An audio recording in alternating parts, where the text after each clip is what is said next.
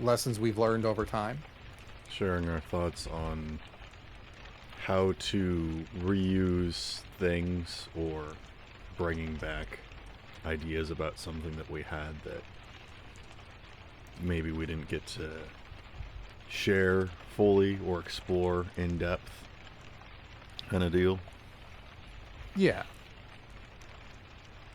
My opinion is that it's, you can make so much and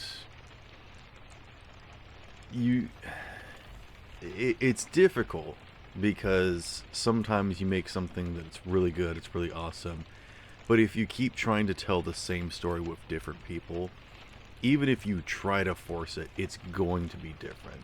And sometimes that can be cool. That's kind of how modules work, is that you try to tell a story and then it eventually turns into something else because you're working with different people. So if you Yeah. just want to be like a one-hit wonder and have like one campaign story or like world that you're constantly working in, I think that can work for some people. But I think it's always good to keep branching out and trying new and different things as well. Yeah. Like, my thoughts on it are you don't want to have the same story over and over again. But having, like, recurring towns and whatnot can help. It can help you and it can help the players with world building. But it's one of those where it depends on, are you going for a completely new world or are you looking for something that is recurring? Here's a good example, because when I first started, I didn't know how to come up with, new characters, anything. So all of my NPCs or like places or towns or like world was based off of something else. Of like this movie I saw, or just like an excerpt from like a YouTube short of something that I was like, oh, that's interesting. Or someone talking about something, or like a book that I read, all these like things of interest that I'm like, I want to take all these little like minute things that I think of are of interest and put it into one whole shebang. And so,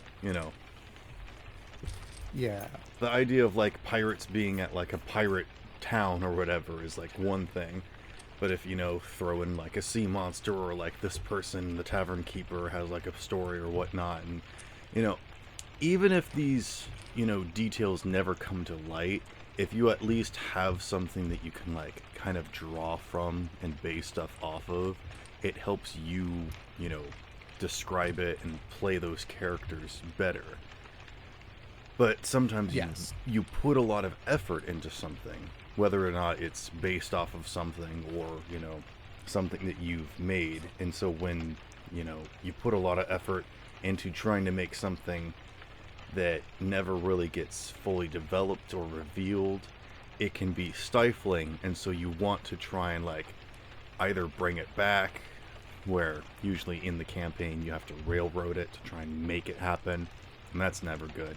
So reusing that like later as like something else, as like a new barkeep or something later on down the road, where it's like the same character but like obviously different because they can't be the same person, but having that story that could be developed later or in a completely new campaign of your own, I think that's fine. I think we're always reusing ideas and things and concepts. That's just how, creativity works. Yeah. Um, that I agree with.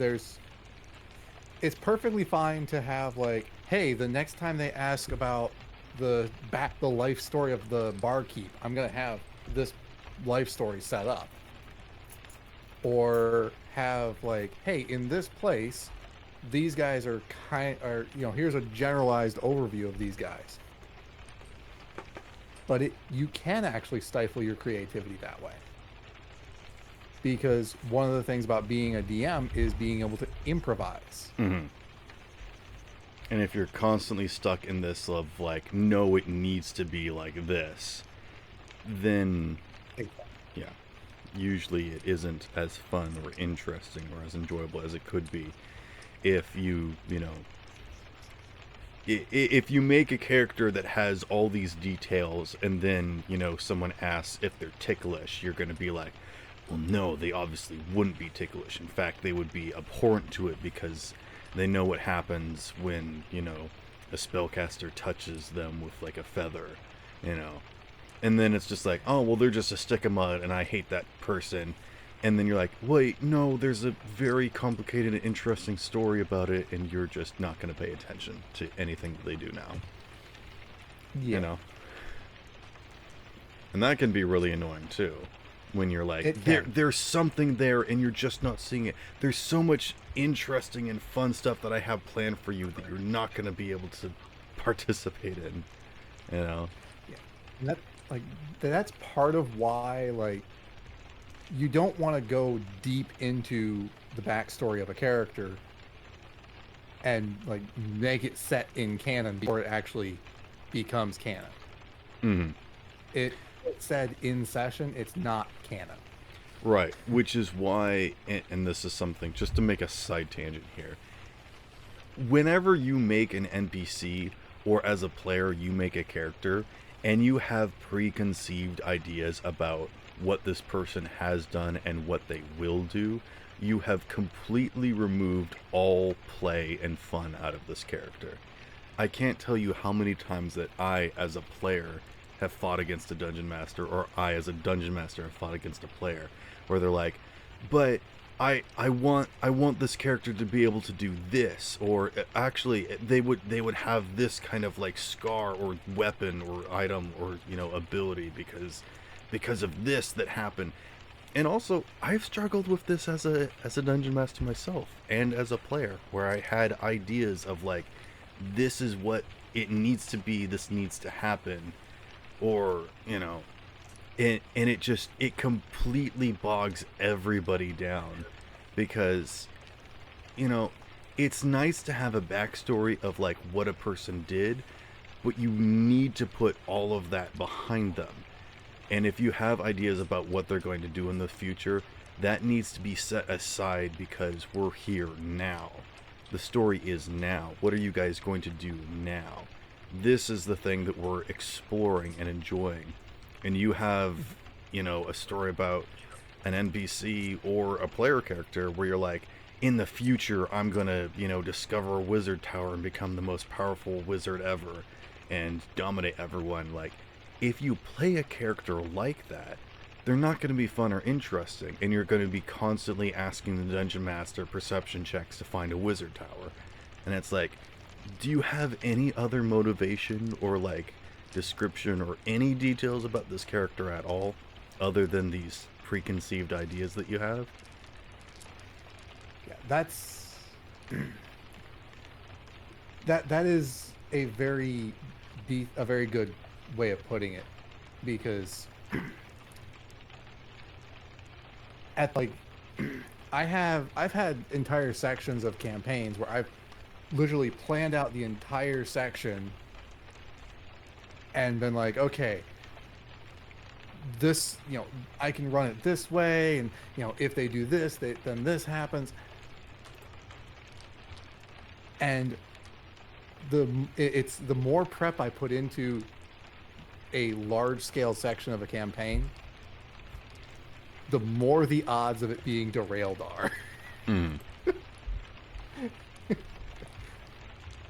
So that's kind of why I've learned and started to do more of a session by session prep with a generalized overview. Mm. I do enjoy bringing in like items, cities, stuff like that that have been previously in previous campaigns, or even NPCs from previous campaigns. But even then, you have limits to them. Mm. So having a new NPC in their place can be better. Because You know, it here's the other thing that I just want to very quickly tie in. It is fine to have, ideas and plans about whatnot. I'm just saying don't let them like get in the way of you being flexible and accepting of other things. exactly. Continue. That's exactly the point. Is it's okay to bring in that NPC from a previous campaign that maybe you didn't feel they had a good exit. Maybe you had fun with them and you want to run them more. Or maybe it's a player character that you've had in one of your campaigns, you want to introduce them as an NPC in the future. Mm-hmm. It's okay to do that. But don't you don't want to get so super locked into they are this. Mm. I will also say using a player character, either a character that the dungeon master has made to be able to participate with the party, or reusing a player's character, uh, can it is kind of an own issue all on its, it's its own beast, because I for one don't want to play a character when I'm the dungeon master. I know it can be very fun, and it's very enjoyable, but I have to limit myself to be like an NPC, or like the voice for a sidekick, or like a familiar, or just like an enchanted item. Very small impact where it's just I'm doing a funny voice or something, and I'm not actually playing the game myself, because then you get to do a bunch of cool stuff. And again, it ties back into this idea of making NPCs or stories or whatnot that you get control over, and the rest of the party is just kind of watching. They are Yeah. less about main characters and become spectators, just enthralled by like the story, like a captive audience of like, this is a cool thing that this other character is doing. Isn't that fun to watch? Maybe you could be like this someday, but nope, it's you're not going to be able to, because it's the dungeon master and only I can do this cool thing. And Yeah, that it's a real it problem. yeah. It can be because like you can build like you have like a level 3 party that may come across your previous level 8 build, and if you're trying to run them as a level 8 build as the player character was, instead of something, something different. Why is that, why is this character no longer adventuring, or why is this character still adventuring? But if you're still running that player character as a player character rather than as an NPC, you are now taking away from the party. Hmm. So that's actually something that when I brought my first player character I introduced as an NPC, and I do think I did a decent job with them because I introduced them more as a quest giver. They were significantly older, they were no longer in a position to do adventuring. But they had a large amount of money, they could pay other adventurers to go on quests and do things. Hmm. So when they did come in, they were more so an NPC than they were anything else. And their personality was changed because they were significantly older and all that. So with that particular instance, I think I did well. Right. I've had other instances I think I did poorly. Yeah. Um, And but it's usually the times where it goes poorly that we remember, like those things stick with us more than the good times. If it's, extraordinary, it's passable. if it falls short, it's memorable. You know, that kind of Yeah. like mentality of like good enough is, you know, this thing that who can really say it. Personally, I'm so afraid of these things, so I don't touch them with a 10-foot pole, because I know how it feels to be as a player when the dungeon master has like a favorite, and maybe it's a favorite, Mhm. you know, player character, or maybe it's a favorite NPC, and you know, Yeah. when that person gets a lot of attention, or they get like cool items or abilities, or like they get half an hour of description of them doing a cool thing, it's just Yeah. not as fun, because you know, even when you're waiting for your turn, you know that your turn's not going to be as good. And I'm not even just talking It, it about in it combat. is. I'm just saying though, like the idea of Yeah. waiting It, for you to get to do something is deplorable. it is difficult to balance it, and you know it is difficult to remember to not to play favorites, because like with the Saturday Night campaign, I love H as a role player. Mm. So, but I mean I love the balance between the party. I love the all the player characters, but And there. here's my 2 cents with that, because I understand that I do make, you know, fan favorites, like group favorites. I usually make a character that's like everyone hands down loves this character. But the reason why I don't call the shots or like control the show is that like I'm only interjecting, you know, like I've got my 2 cents. You know, Mhm. nobody really likes, you know, when a character takes the spotlight for too long. And so that's why I usually try not to act it up or ham it up or like take too much time. Even if I do feel like it's, you know, my part of the story to play or whatever, nobody likes, you know, doing too much. Oh yeah, and So you know, that's why I'll usually just pop in with like a joke or two, and then I'll just fade back into the background. uh, an example of this, me as a player, um, I have a campaign that I'm playing a pirate captain. And so we come into a naval battle. It makes, logically, it makes sense that the captain would be giving orders and that he would be very busy during that time frame. But at the same time, during that entire thing, I kind of felt like my player character was taking too much of the spotlight. So I kept trying to like make my turn quick and, you know, try to get as much balance towards the other players as possible, because I felt like I was taking too long or doing too much with my turns, even though that encounter was specifically tuned to the way my character was. Hmm. And again, this is not a like PSA of like hurry up on your turns, although you No, it's should, not. you know.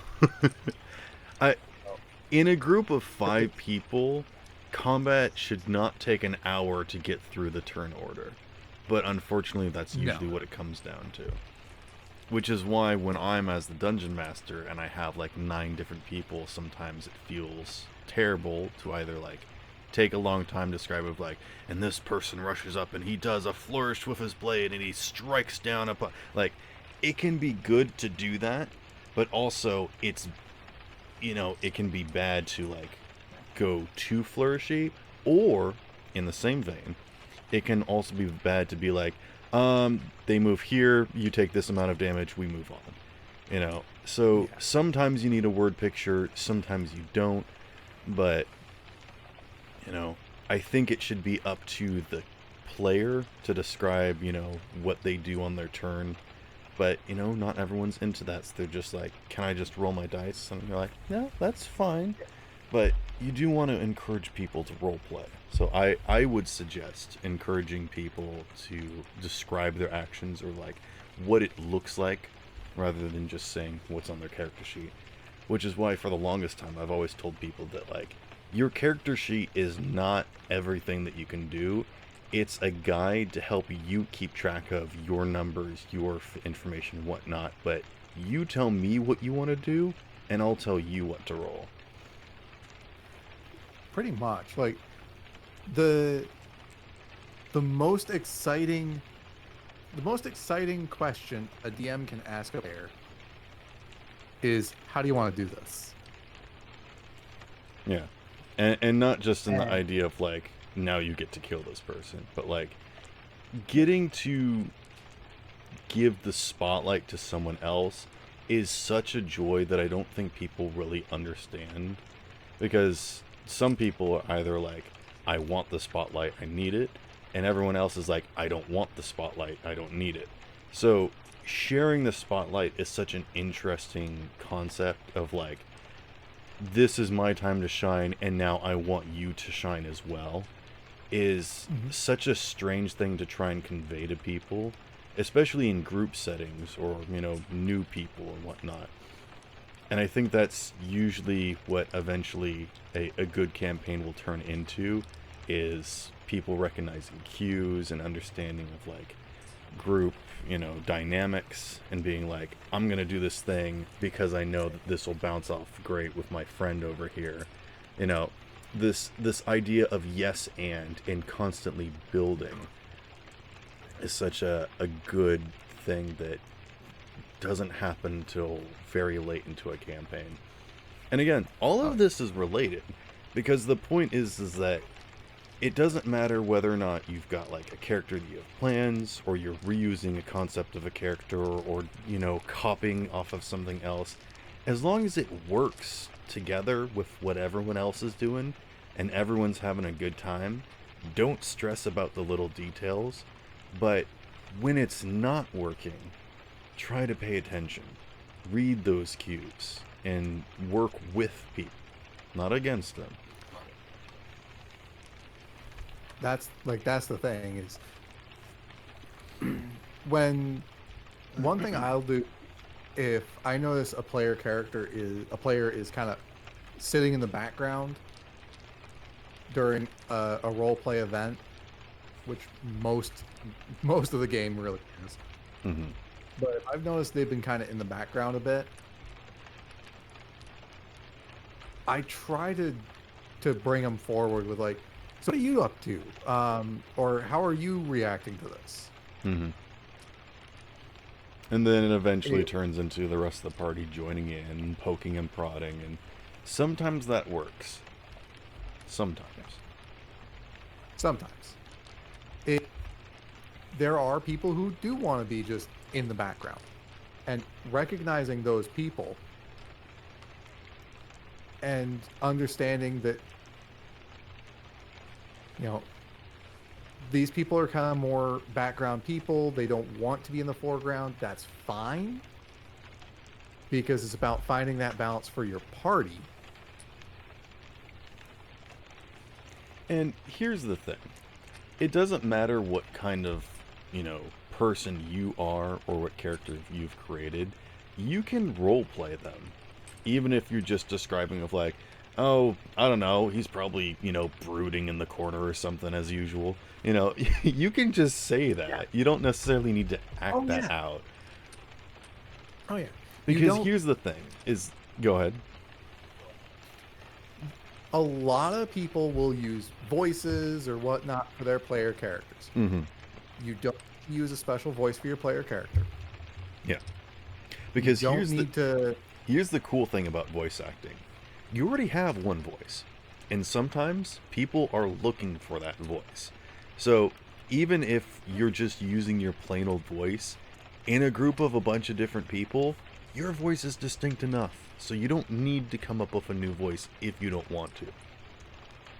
I would Exactly. suggest it though, so that people can tell when you are trying to ask a question or talk to someone out of character versus in character. Oh yeah. Because being Oh yeah. in It character it is helps. very important. it helps. But if you can't, saying something like, "Oh, out of character, da da da," Yeah. as you're distinguishing can help. Or just being like, Um, "Hey, dungeon master," you know, exactly. or "Can That I do this?" yeah, that slight, the wording to help phrase it to go, "Oh, okay, this is the player saying this and not the character." Hmm. The there's one voice actor that comes to mind with the whole using your own voice that you mentioned, Yeah. and you have one voice, and that's Josh Gad. Oh, I was thinking of Jonah Scott. Josh Gad's most famous voice acting role, he used his own voice. What character did he play? Olaf in Frozen. Oh, nice. His most famous role in all voice acting that he's done, one of the highest grossing films in world history, and he used his own voice for the role. Yeah, he regrets it every time he goes to the grocery store and he sees a little kid going, "Wait, what?" Mm-hmm. But that's specific to that individual case. Oh But dear, I seem to have been impaled.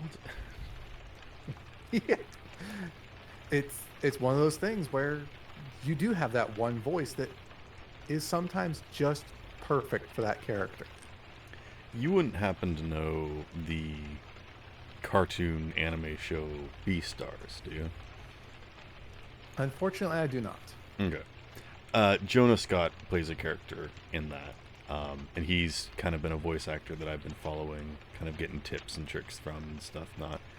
He also hangs out with, Drawfee and a bunch of other YouTubers and things that I follow. But basically, uh, just to kind of briefly talk on the show, it's about like animals living human lives. And Legoshi is a wolf dude, and he goes to school with, a conjoined school that has predator and prey people. And so he's like trying to, deal with the the issues of puberty and also like being a carnivore. So there's this girl that he likes that's a rabbit, it's this whole thing and whatnot.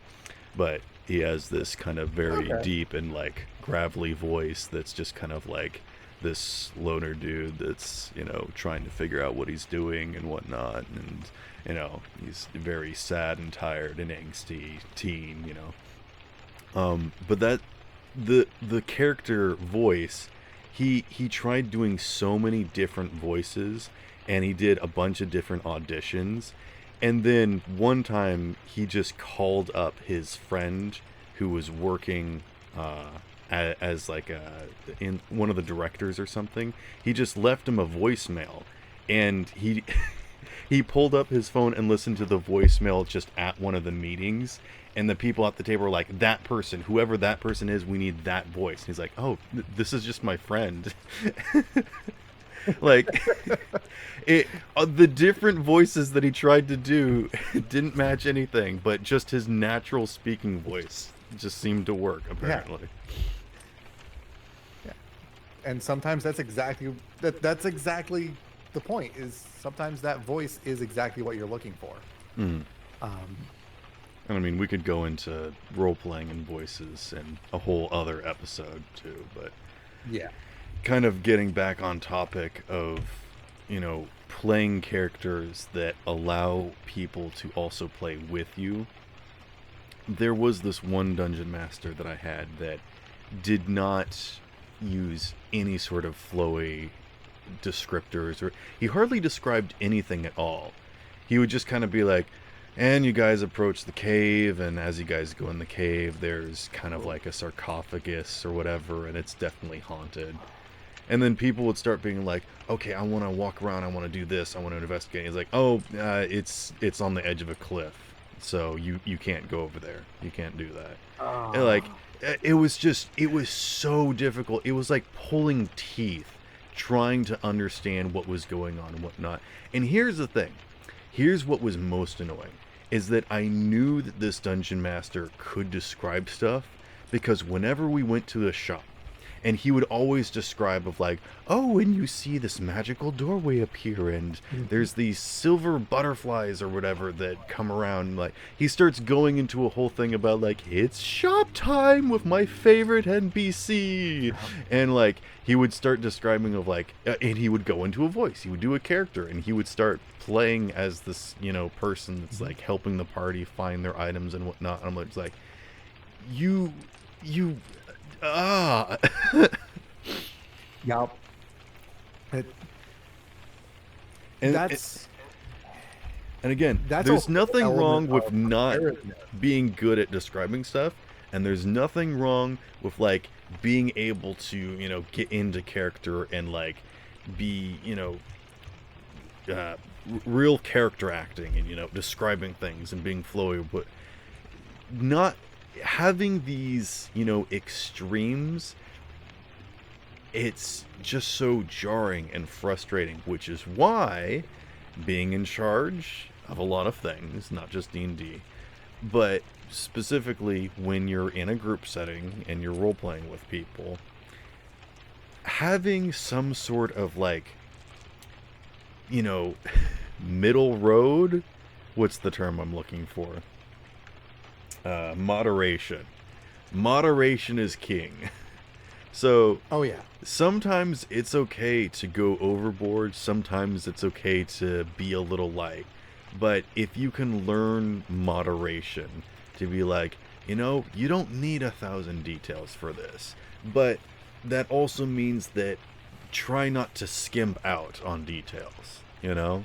So finding a way to curb that enthusiasm and that motivation into making a whole bunch of details, tell yourself to tone down, because you remember what happened last time when you made too much and none of it worked out, nobody discovered it, and it was all pointless and wasted. Maybe reuse that motivation and those details on something that you didn't have plans for. You know, when people start going down this one alleyway and it's like, what's over here? And you're less like, you know, that town that I built like 3 cities ago, I'm gonna take a barkeep from there and just put it over here. So, like, absolutely reuse assets and whatnot. And that's what we're talking about when, you know, Yeah. if something gets missed or overlooked, or if you had plans for something and you know, pull up blank, absolutely recall these, you know, old characters that you had in either a campaign long ago that you loved, or, you know, just something that you default to. You know, you can absolutely reuse those things. Just try not to be obvious about it, I guess, is the main thing. Yeah. Yeah, you can definitely reuse characters from multiple campaigns back, or, you know, the ancestor who happens to be named exactly the same and have fit everything else exactly the same. But you can definitely reuse them. I would personally caution against, you know, if you have a knowable character, I would caution against reusing them within the same campaign. For like, oh, this guy's in city A and now he's in city B, unless it's like the Onion Knight, where it's like, oh, I just happen to be here, and I'm for whatever reason I'm exploring, or I'm taking my wares from one city to another, that type of thing. His trait is that he wanders or stumbles into random places. You know, you don't always want to have like the, you know, the pristine rabbit trader selling his cabbages to just be wandering the Underdark for no reason. And maybe he is wandering the Underdark because he's one of the few races that can actually see in the Underdark, and so his business does well here. You know, if you make a reasonable enough explanation or a story, or like it ties into something else of like, maybe they fell through here through a portal, and so that ties you back into where the evil wizard is or something, you know. You can do fun stuff like that that is like random, like, as long as you have a reason for it. and you saying something about the guy selling cabbages actually ties it into one of my favorite uh From Avatar. side characters, the cabbage guy from Avatar. Mm-hmm. My You know, that is cabbages. the right way to do a reoccurring a reoccurring goof off, don't really develop too much into the character NPC. And You have just enough tying him in to the right. campaign of like, oh, he's going here because he's, you know, all of this happened over here, and now he's going here to try to escape and, hopefully start new. And my Yeah. cabbages. They smash into his cabbage stand that he's got set up in the city, and then when they leave the city and they're going through the countryside, they smash into his cabbage cart because he's moving or he's out gathering cabbages. Or, they move to Exactly. another city and they smash into his cabbage cart again because he decided to move there for new business to try and get away from people smashing his cabbage cart, only for you guys to show up again and smash his cabbage cart again. Exactly. It's and it ties into what the party is doing, It's beautiful. where it absolutely is like the cabbage cart guy, like, is absolutely one of the best, to use the D&D term or the RPG term, NPCs Right. Well, out there. here's another reason why the cabbage cart guy is so good. It actually gives, depth to the world that's beyond just the main characters wandering around and seeing something. It gives us another view of a character that we can understand and relate to being in the world that isn't just like these, main characters with plot armor or whatnot. We actually get to see someone trying to live a life, do a thing, interacting with the world. And I think there was a scene where the cabbage cart guy, speaks up against the Fire Lord or something. And so it was Mhm. just like, yeah, cabbage guy. There, I do remember a scene. I think it was in the third season where I think he did that, and he's like, he speaks up, yeah, cabbage guy, and then he's just like slinks down because he sees guys with big old halberds coming at him. He's like, oh, nope. Mhm. I think I think that's how the scene played out. It's been a while since I've seen the show. Right. But having reoccurring NPCs is good, not just like fan favorites or whatnot. Like you can have favorites and like bring them back and like do stuff with them. Oh, Just don't make them too obvious or don't have them hog too much screen time. yeah, and that's one of the recurring NPCs in the current campaign on Saturday night. That's actually one of the reasons why I had him step away, because he was pulling from the party being awesome. Mhm. And so, yeah, this guy is, he's pulling from the parties being awesome. So I'm going to have him step away. And that was what it was actually that started kind of having me dive down the concept of, okay, realistically, how powerful would a high level adventurer be Mhm. in this setting? Different settings are going to have different answers to that question. But in this Also, particular set, as a general rule of thumb, if you're going to have an NPC, yeah, do not make a character sheet for them and do not reuse the old character sheet of the player character that it's based off of, because it will be too strong, it will be obvious, and people will be like, well, what was even the point of us trying to do anything? like there I have done is, that myself. I have experienced that myself. So I know from all there, viewpoints, not a good idea. there is like this whole thing of like, oh, you can have like, you can create a bad guy using a character creation sheet, and I think if you're There's new I to like a system, using the character creation sheet can help you get an idea of like what a character is capable of. But I would say in general, don't don't make a character sheet or don't reuse a character sheet. using yeah. I would say like definitely don't reuse a character sheet. Be like I can see like, hey, this guy's a level 8, these guys are level 5. Hmm. I can see that in a way, but Monster again, stat you don't blocks want are to take away different, from the party. right? Because you don't want them to have So like 5 attacks, a bonus action, reaction, all this other stuff. With their like plus 20 exactly. longsword that like, is Vorpal or whatever, because they just happen to have that. Yeah. Yeah. Because, that might have been something given to that player by the previous DM for that previous campaign. Hmm.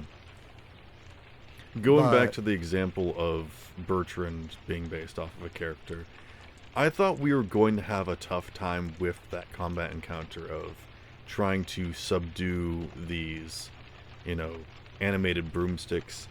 One, I didn't think that they would automatically attack us for no reason, but yeah. two, we already subdued half of them, and you came in with the idea of like, if I let this continue, I'm going to kill them, so I'm going to stop the encounter and like fix things out of session later, which I was really disappointed because one, I thought we were doing well, and then we got showed up by someone that just, showed up out of the blue.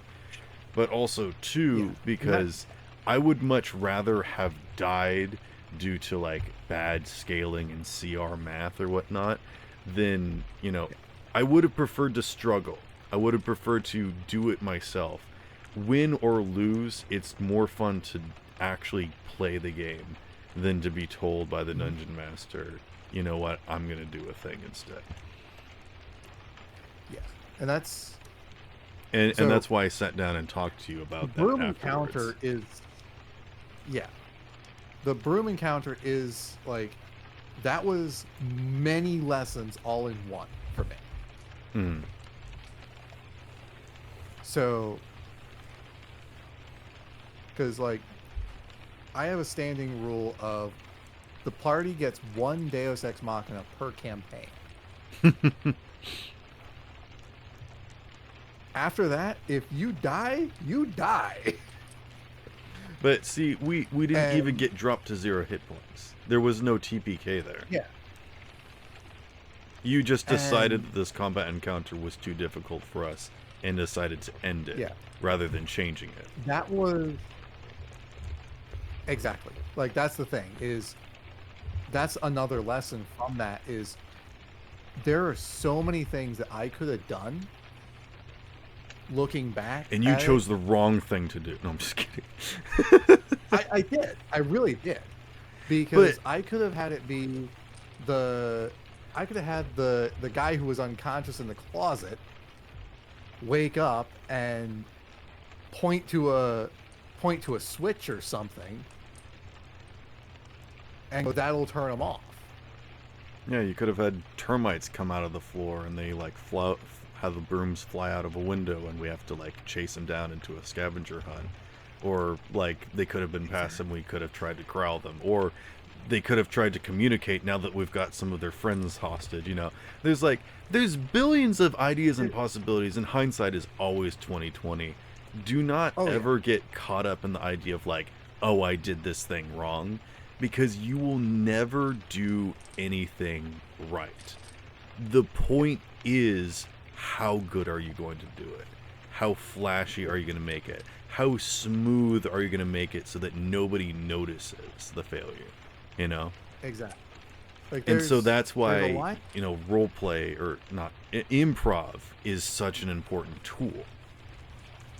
Yeah, there's a line that I actually got from a show about special forces, but it's very effective, and I've heard military commanders say this a few times, like combat commanders.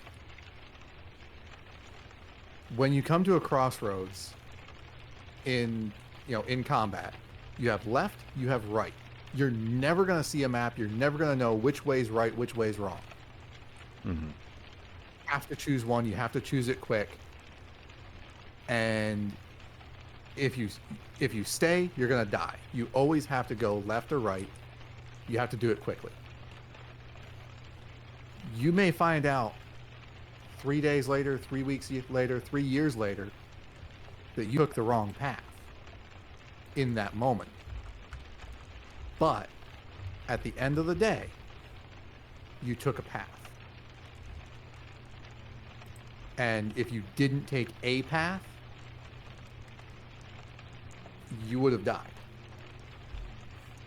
So you're never going to know in the moment this is the exact right decision. Like, you can study, you can learn from your failures, but at the end of the day, you're going to make mistakes. And like you said, it's how are you going to recover from that mistake that's going to be Right. what really ends up being the success. And of course, there's like so many instances of people being like, "Oh, we need to sue this person," or there's like so many legal debates of like that person shouldn't have been able to shoot that person or explode that base or whatever because like it was wrong and they should have known that it was wrong, but like you weren't there. just Exactly. to kind of go back to like there's so much hate for our armed forces. Actually, this is getting off topic. I'm going to get back on topic by giving a different analogy that's not related to the military. Yeah. Running a campaign is like being a mother, right? that's like you've just cleaned the house and you've made this beautiful tapestry and you're inviting the kids in after playing out in the yard. Like, there's going to be mud, there's going to be poop, and it's just a matter of, are you going to get mad? Are you going to tell them, wash yourself, get yourself cleaned up before you even bring yourself in here? Or are you going to be like, hey kids, you've left a bunch of mud behind, who can build the biggest mud castle? Like, Yeah. You got to find ways to get people involved, and you can be like, hey, by the way, you've left some mud prints. I bet there's something hidden underneath of that. You guys want to try and like, be fossil explorers or something? Like, you can find creative, constructive, and fun ways to get people to do what you want. But also, you don't have to get them to do what you want. You can just join them playing on the, carpet with mud, and just enjoy something for what it is. And then when they're all left or they're gone to bed, you can clean up the mess. Yeah. You did record, right? Yes. Okay. Just double checking. We have not been just shooting the shit for like 50 hours or 50 minutes. I was just like, wait a second, because I forgot to. So this is all the stuff we're going to be talking about in today's session. You ready for me to start recording? Yeah. Yeah. No, I hit record a while ago. You're good. Okay. You're good. Now, if the recording gets corrupted, we're just going to have to roll with it. If the recording gets corrupted, then we'll just have to have this whole conversation all over again. But yeah, the brooms, that was my biggest lesson as a DM. Because it's don't trust the CR too much.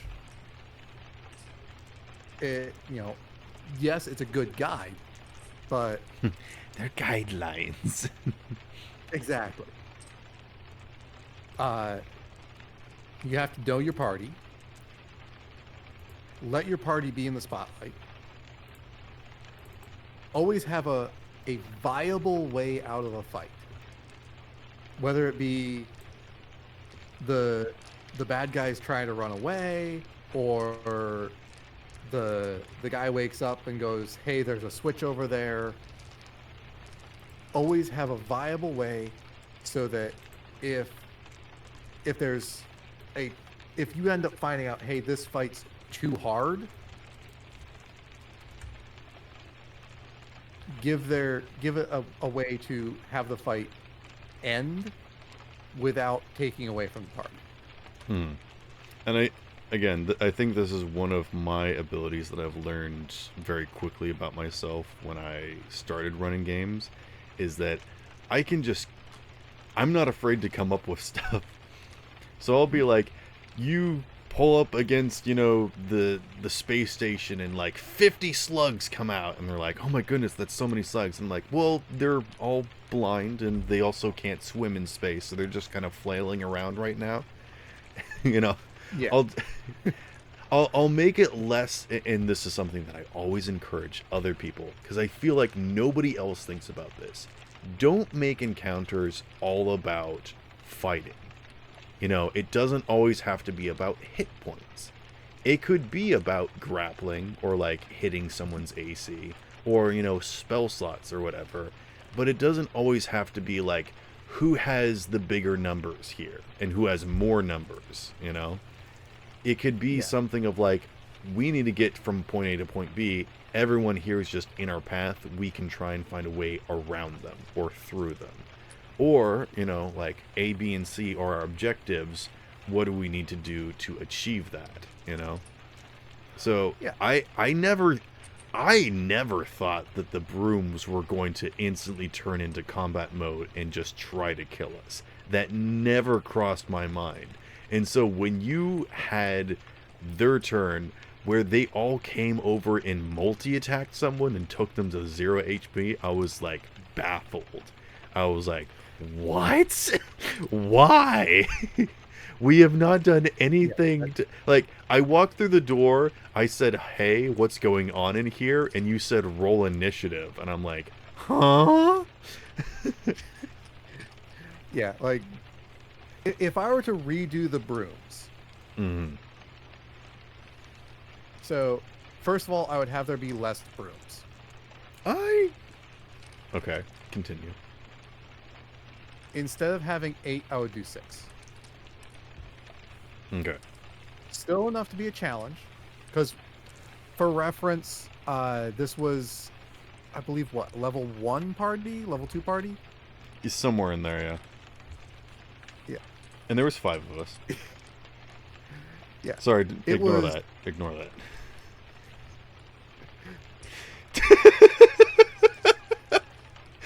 it was...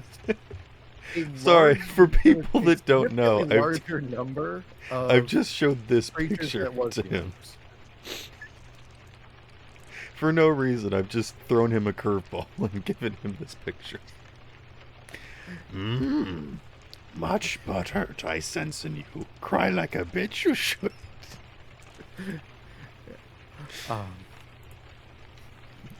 Continue with your explanation. So, this was a low-level party, and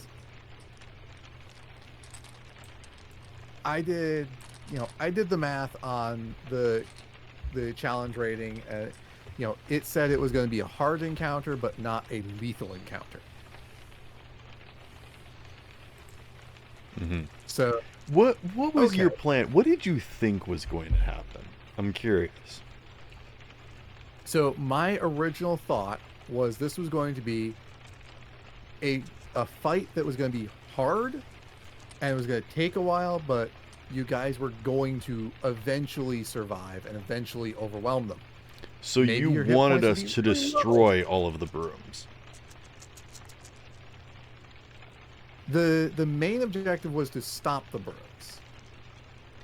You wanted us to go into someone's house that, again, you very adamant was like, there's a bunch of noise in there and it sounds like someone's hurt. Like, you did that like 5 different occasions before we decided to check in, first of all. But you wanted us to go in, find merchandise, and rend it. That was your idea of that's what you thought we would do. That was your plan, correct? Kind of. Okay. Which, again, this was a big learning event for me. Mm-hmm. So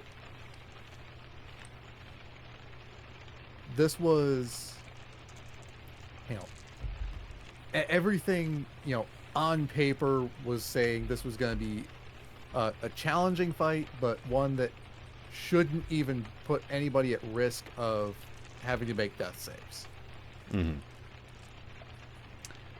When Boy, was I I wrong. think of encounters, I usually try to think of what sort of abilities do my players have at their disposal. Whether or not it's something that they usually do, I think about like what abilities do they have. So if someone has, wild shape or speak with animals or like things that they could use to gain an advantage or utility that they use frequent enough that gives them some sort of leverage, I try to think of something like that. And to start off with, when you're making, early encounters, you want to think about ways that that is like very powerful, something that they rely on, that, an ability where, they like to use their flame sword to cut through stuff, so make lots of things flammable so you can see what they decide to cut through today, but then later on find a way to make that more challenging to use. Make everything made out of ice, or there's constant rain, so it's very hard for them to cut through stuff with fire. So there's a And difference between early sessions and later sessions about like how you want to skew encounters, but always be thinking about what kind of stuff your players do, and or what can they do and what they might do. And that's just to give you an edge, because the honest truth is that they'll never do what you expected, not unless you force them to. no, they're not. I They're Again, just to go back on your explanation, your first description of like the interior of this place was not about the oldness of the building or the magicalness, but how expensive everything was. Of like how even walking in here would cost us so much money that we would be in debt forever. That's how you describe this place. So our last thought was destroying anything. and again, like that's you know that's something that I recognize, and I'm trying to go more into like into the details of like the elements that make. So say you walk into an opulent palace, Mm-hmm. trying to describe what makes it an opulent palace is what I'm working on. Mm-hmm. And we're all working on something, so always improve, always grow. Well, you could describe like, how it's gilded or like, covered with, Exactly. finery. Or you could describe the adequate details of like the stonework. And maybe it's made out of pearl, or maybe it's made out of, alabaster, or maybe it is just made out of stone, but it's finely crafted. It's heavily built. Exactly. Maybe this is a brand new structure, or it's well kept. Stuff like that can be good description. And again, we could do a whole nother Oh yeah. session about descriptions Oh and yeah. whatnot. But Dude, what I would have done but for your encounter with your brooms is, one, made all the brooms passive mobs so that they do not interact with the party unless acted upon. So yeah. for every round, they're just moving. Maybe they're knocking something over. Maybe they're just moving, to a position where you can't reach them. But they're not attacking until you like hit them with a fireball, or you strike them with a blade or something. But something else that you can do, which is also not in the rules of D&D, when you cut a broom, maybe it splinters, maybe it becomes two pieces, maybe when you hit it with fire it goes into a frenzy and starts flirting around and thrashing or whatnot. Like, being able to play monsters or creatures or whatever based off of what you think makes sense to the scene is far more important than following whatever rules and restrictions the game system tells you to follow. Oh yeah. And this is not to say that you shouldn't look at the lore because that's going to help, Mm. but you shouldn't stick to the lore 100%. Yes. Oh my goodness. That's something else that I really wanted to touch on in this session. I had a dungeon master that had so much lore that they made an entire server full of different channels and things and whatnot. Like, they couldn't put it all in Google Docs. That's how big their lore Oh. was. Of like, there's this world and this universe and this planet and it's got this country and it's got these worlds. And he was like, "Oh my goodness, I love this lore so much. You should check it out sometime." I'm like, "I have no interest in this. Why would I be interested in this?" And he said, "You should join one of my games and read through all my lore." And I'm like, "All right, maybe I'll take a look at the lore." And eventually, he made a website. And I'm just like, I don't want to read through all the text. This is all the stuff that we skip through in video games. And he's like, "Oh, That why do you not understand, what my campaign is about? I don't need to give you any description. It's all written down." And I'm just like, "Oh my goodness gracious." nobody's going to want to read a book He to literally play gave what us homework of like, next week you guys yeah. are going here, so read up on it. Like he would not give Yeah. us any descriptions. He would just tell us to go to page 32 and there's the description of what Oh. this thing looks like. Oh, no. So, as the game master, your job is to be descriptive. And because I may have a gold dragon. And I can tell you, it's a gold dragon. Well, now you're going to have all kinds of follow-ups, or, you know, you might see a gold dragon as a class, like a more European style. The other player might see it as more Asian style. That's fine, but when we're talking, that's fine for some things. But if we're talking like this is a specific dragon that, you know, is kind of doing stuff, and you want to have them there. Okay, now you want to be more descriptive. Okay, and it also helps with the immersion. So instead of saying, "Oh, it's a gold dragon," you could say, "This is an ancient gold dragon that, is, it's about 100 something feet long. They've got glistening scales, and when they look at you, you see their eyes are almost like cat eyes, and they have a green hue to their irises." That's a much more descriptive element that now helps the player see what you're seeing.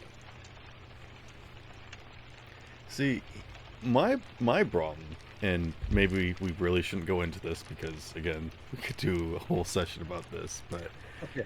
describing something as, it's a brass ancient dragon or whatever. That's like the book description. That doesn't mean anything to me as a player. If anything, if I wanted to name drop it, would be like, so you see a scaly form, and people are instantly thinking lizard, lizard, lizard, probably dragon. I'm like, and you Mhm. see smoke billow out from its nostrils as it turns to look at you, its eyes glowing in the dark. It notices you, but does not move in your direction. You can actually see in its ancient scales this creature looks draconic. Like using words that people can infer that it's an ancient dragon is much more of like a story builder than actually saying that, like, yeah, it's a dragon. Oh yeah. Saying that it's like its massive scales look like that could topple even like a single city square. Its ridges full of moss that is like powerful enough to flood any sort of forest or something. Like giving flowing text or whatever is nice, but again, not necessary. As long as you just give it emotion, you set a scene and be like, so there is this ancient dragon, and it's sitting in the corner in the darkness, but it doesn't move towards you. It sees you. It's not interested in you, as if it's not even bothered by your presence. Like you're just an ant crawling across its room. Like, you can do descriptions like that with, like, very literally describing something without having to necessarily be, too, whoa about it. I'm not sure how best to describe it. You can be descriptive without being audiobook descriptive. Mm-hmm. Mm-hmm. And I know that I definitely struggle with that kind of flowy narration on the spot, which is why I usually write stuff down, because I love to do that, but I have to write it down beforehand of, like, this is what this room looks like, or this is what this NPC's, introduction is going to be. I write that stuff down so I can, be dramatic about it, but I have to have that stuff prepared. And so I know that. And you shouldn't have every scene be dramatically described. No. You can just say, like, you make your way into the Mm-hmm. tavern, you sit down, you have some food. Yeah. Yeah. But, like, continuously checking with people, like, do you want to do anything? Yeah. Yeah. Like, you describe this whole tavern and all the the stains on the floor and all this. If you go that in depth in a tavern, there's literally, in this particular case, there's no quest line, anything like that. It's a recovery element, more so than anything else. Then you're going to actually be taking away from when you do describe in so super detail, because they're just going to go, oh, well, okay. Mm-hmm. Details are going to get lost in the long run. Yes. So, in an effort to touch on this but not go too far, I'm just going to say less is more, and allow people to ask questions. Exactly. But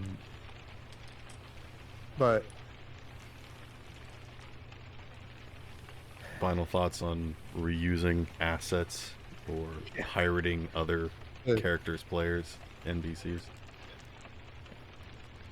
The thing that we've been kind of barely talking about. We've been skimming over it the last few minutes, which is why I've been trying to either wrap us up or get back on topic. Yeah. So, because we could go for hours talking about everything. Oh yeah. The basic gist is you can, but you don't want to push too hard into making that be a primary. Mm-hmm. Don't step on any toes. It's a non-player character. Reusing terrain is perfectly fine. Reusing story elements or bringing story elements from previous campaigns is a risk. Mm-hmm. And this is one of my major concerns that I really wanted to touch on, and I won't go too deep into this. I personally abhor it, and I may understand that maybe this is just my personal opinion, but I think it is very bad when someone has a campaign that has either ties to another world that they did, or a campaign of, like, just constantly tying back to, oh my goodness, the glory days with, my other players and all this other cool stuff that they did in the background of, like, that's cool. Can I play my character that likes, carrots now? Or, like, just like, whenever I go into a town and there's obviously some exposition of describing this ancient epic adventure of what someone else did, or like having an NPC, brought back that maybe some of the other players even know, it feels so disgusting to me to have, like, something brought back up again that is obviously good memories for everybody else, but I'm excluded. That's the problem that I have. Yeah, that's why it's a risk. You never want to put anyone 'Cause- out. So that's why you have to be Yeah. very careful about being like, hey guys, remember this cool thing that we did once? And then the new player is just like, no. So that's why it's a risk, because you have to balance out story elements with being able to have everyone included. Mm-hmm. So is it cool to, is it one thing to have somebody, something from a previous campaign affect the current campaign? I personally think that having a continuing storyline is viable, but you have to be careful with it. Yeah. Like, oh, hey, there's Because Squeaky Shoe Greg. You all remember Squeaky Shoe Greg from this other campaign. He was a funny NPC. I brought him back because... And now he's in charge of the store now. It's like, that can be fun, but please make them something new so that not only is the new player learning about this character, but the old, players are also being reintroduced to this character that you have brought this character back, but they're now a new character as well.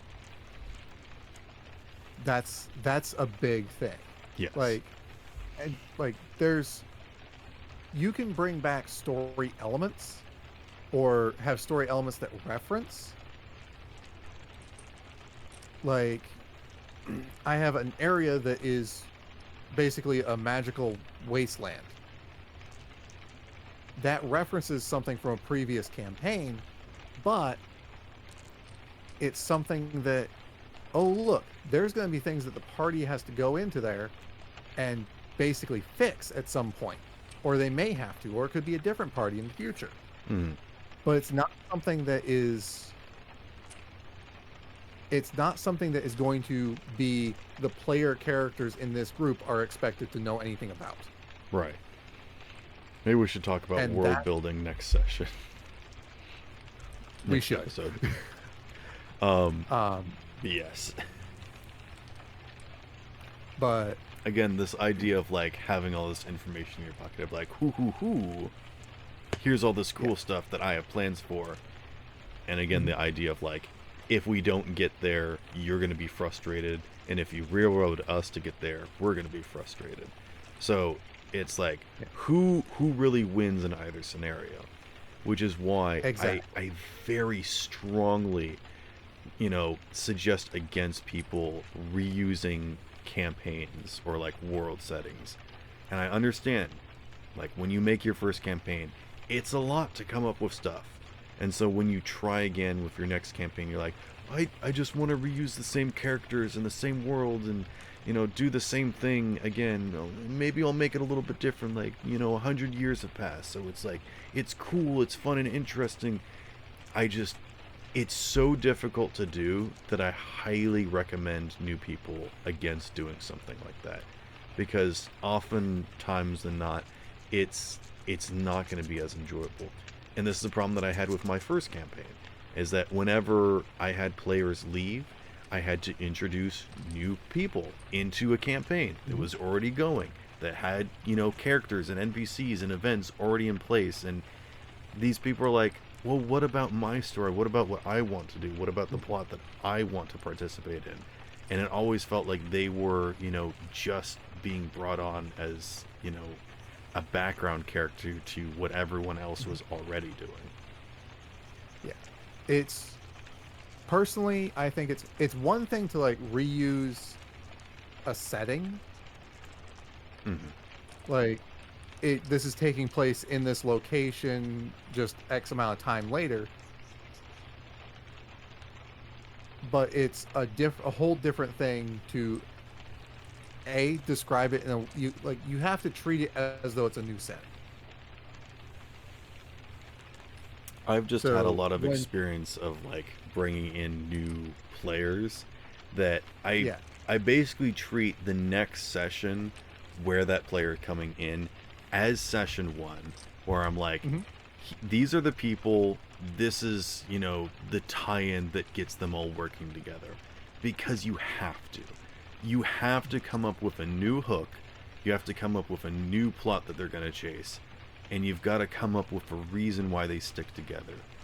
You can't just be like, oh, you're, this guy's friend, so you're down along for the ride, Yeah, because I can be very close friends with somebody, and if they tell me they're gonna go fight a dragon, I'm gonna go, good luck, buddy.